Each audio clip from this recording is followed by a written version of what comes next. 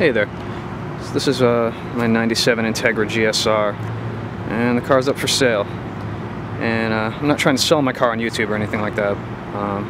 This video will most likely be linked to from you know, ads, online ads and stuff like that. So if you happen to stumble across it and you weren't linked from an ad and you're interested in coming to take a look at the car, it's located in Wallingford, Connecticut. Send me a PM, send me an email or something like that if you want to come down and take a look at it. But if you saw an ad and you were linked to this video, saw an ad on the forum or something like that, what I'm going to do is take a walk around the car, give you a quick rundown of the history, all the stuff that I can kind of fit into a 10-minute video about the car. And you know, if you're interested, come take a look at it. Feel free to contact me and let me know. I've had this car for quite a while. I think I bought it in like 2001 or something like that, so it's been a good 8 years that I've been daily driving this car every day. It's a great car, honestly. Like, I love this thing. I'm really gonna miss it, but I've had it for a long time. It's definitely time to move on, so I figured I'd unload it while the weather was still warm. You know, whatever I wind up getting, I can pop that thing up on jack stands in the garage and, you know, take care of all the fluids and everything, and don't have to worry about working while it's cold. And whoever buys this will wind up being able to enjoy it before it starts snowing and the weather gets a little bit warmer, a little bit colder rather. The car, for the asking price, which I have yet to determine, will come with everything that you see here. In addition to everything you see here, I got some extras with it. There's a extra set of LS mesh wheels, OEM Acura wheels.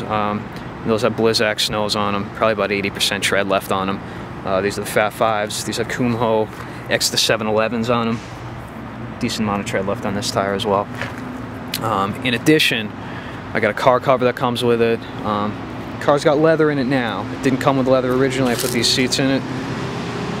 If you are interested in taking the car and you don't have quite what the asking price is, if I don't have anyone that is coming around sooner or later, you know, maybe we can work something out with lowering the price down a little bit. I'll pull the leather out, put the cloth back in, and, you know, if you don't want the extra set of wheels with the winter tires on them, anything like that, we'll see what we can work out. But enough about money. Let's take a walk around the car. I mean, this car's a 97. It's not brand new anymore. For a 97, if you ask me, it looks pretty darn good. I'm very, very meticulous with my cars. The only thing that's been maintained better than the outside is the mechanics of the automobile, which we'll go into. But I did live next door to a bar for a number of years, so I got a few door dings here and there from the lovely patrons of, you know, that were drinking next door usually. But, you know, as you walk around the car, you'll see some little dents and door dings here and there. It's gonna be hard for me to point them out. It's so reflective, but you know, the car's not perfect, but if you ask me, it looks darn good. It's just the type of car. I mean, it's got a lot of miles on it. We clicked over 212,000 on the odometer the other day. But it's the type of thing that people look at it and they see, you have how many miles on that thing? What, are you kidding? It looks like half of that, you know? Overall, you know, and I hate to put disclaimers in there, but it's for the year and for the mileage, the car looks great. You know, but it's not a new car. I'm just pointing out flaws, you know, what you're looking at before you get here to take the thing for a ride.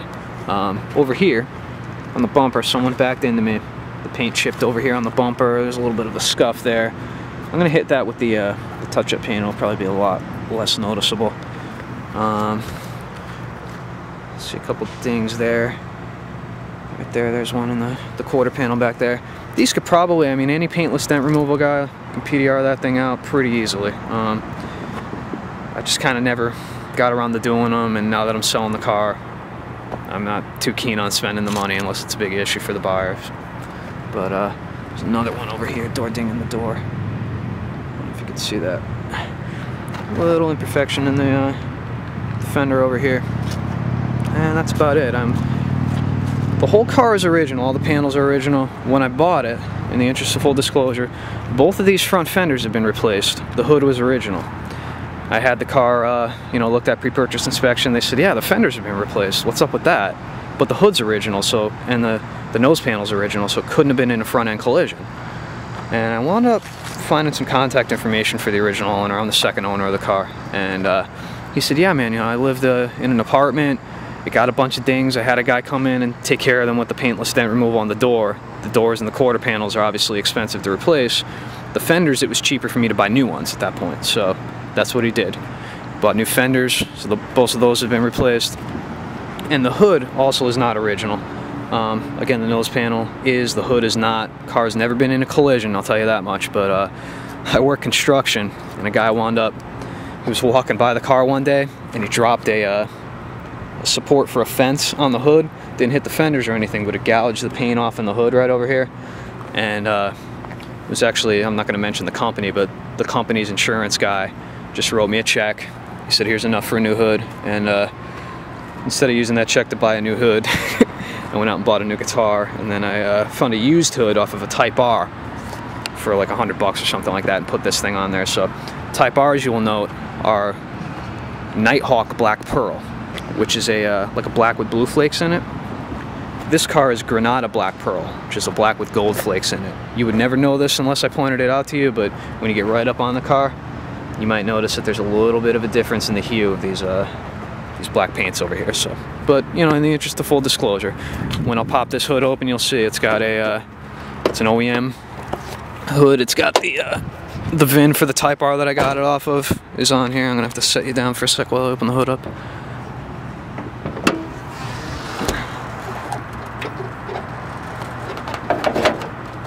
Sorry about that. So there's the VIN. You'll notice it ends in 1975. It's not the same as mine. My VIN ends in like something 86 or whatever, I forget. Yeah, 1086. So GSR.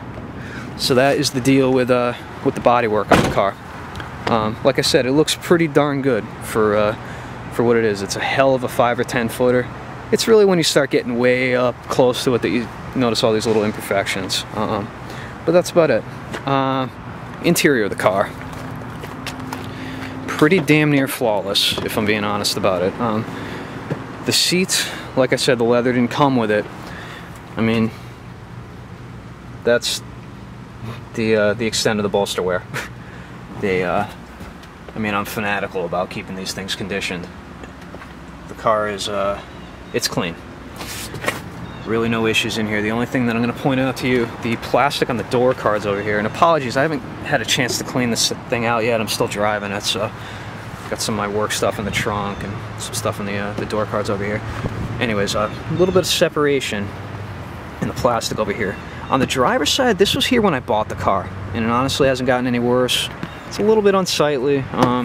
It's a big issue. I know a guy local to me right here in Connecticut that's selling door cards that look better than these, so if it's an issue, we can pick some up. Passenger side one over here, a little bit of separation, not as bad as the driver's side. That started like that probably about 3-4 years ago. I honestly haven't seen it really get any worse. I think it's kind of due to quick temperature changes in the winter. You know, the car's nice and heated up, and then you go and just turn the thing off and it gets cold, and I think it's probably just the glue under there.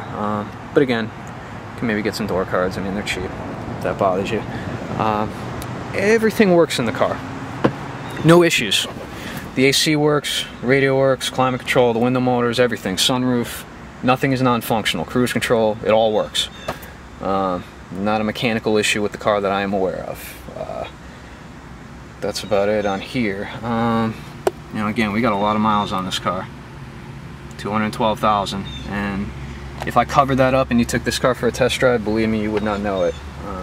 We've got a hardwired Ipod connection, goes right into the back of the stock Acura CD player over here, and what it is there's a CD changer port in the back, in case you had the changer in the trunk. This plugs right into that, so it sees the iPod as the CD changer. It's hardwired in there. It's not hacked up with like soldering onto the board or anything like that. It's a kit made for the Integra CD players, so it's kind of nice to have. There is enough slack to get this out on the passenger seat if you want, or I tend to just kind of keep it in there.